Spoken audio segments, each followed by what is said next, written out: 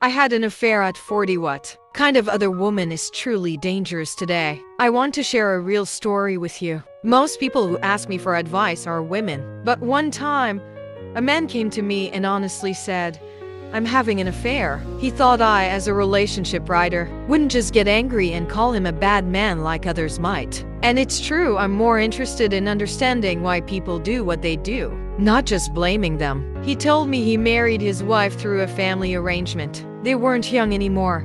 Their parents were pushing, so they got married. The first year after marriage was calm, not sweet, but peaceful. Soon, they had a baby, but something always felt missing. Life became dull and predictable. Then a new girl joined his company and he realized he missed passionate love, something that made him feel alive again. At the same time, life at home got harder. His wife, after giving birth, became angry and critical. She often accused him of being irresponsible, and he felt trapped at home. He started staying late at work and grew closer to the new girl. They eventually fell into an affair. He told me, "My lover is so gentle, understanding, and caring, unlike my wife, who's now just a rough, tired woman." But when I asked, "If you dislike your wife so much, why not divorce?" he said he couldn't. His parents, holding traditional values, would never accept it, and he didn't want to hurt his son. I told him, "You see your lover as gentle because you treat her well.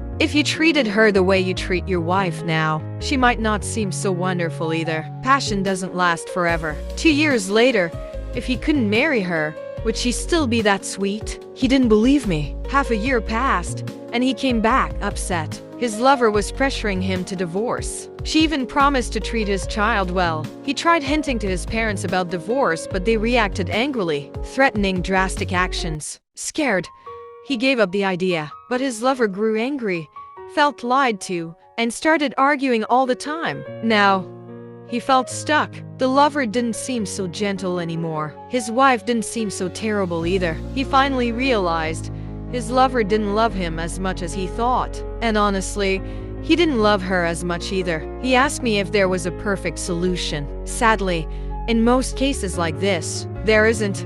Unless he had enough money to pay off the lover and move on, or truly leave everything behind, there's no easy way out. In the end, almost all affairs turn into heartbreak. Both sides feel cheated, but the truth is, both people change. When love fades, kindness fades too. Most people blame the other, but rarely see their own part in it. Love takes work, and it takes two people who are willing to keep giving, even when life gets hard.